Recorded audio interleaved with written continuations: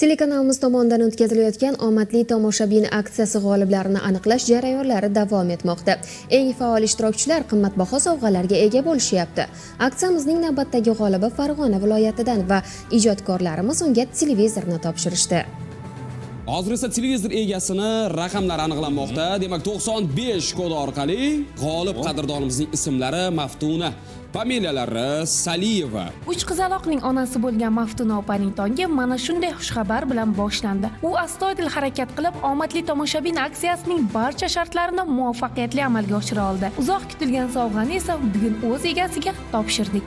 Men Farg'ona viloyatini O'zbekiston tumanida, chekkaroq qishloqda yashaymiz. Mening yurtim kanalini anchadan buyon tomosha qilamiz. O'yinida televizor orqali, MyFi kanali orqali ko'rib, darrov skanerladim. Juda kattakon rahmat aytaman mening yurtim kanaliga. Haqiqatan ekan, ishonchli ekanman. Boshqalarga ham tavsiya qilaman, o'ynanglar, yutinglar. Eslatib o'tamiz, 26 dekabrga qadar davom etayotgan mazkur aksiyaning ishtirokchisiga aylanish uchun maxsus bot orqali ro'yxatdan o'tiladi va har kuni soat 16:00 dan 18:30 gacha televizor qarshisida uzoqlashmasdan ekranda ko'ringan sirli raqamlarni bot manzilga yuborish kerak bo'ladi. G'oliblar esa har kuni jonli efirdagi omon-omon ko'rsatuvi orqali e'lon qilinadi.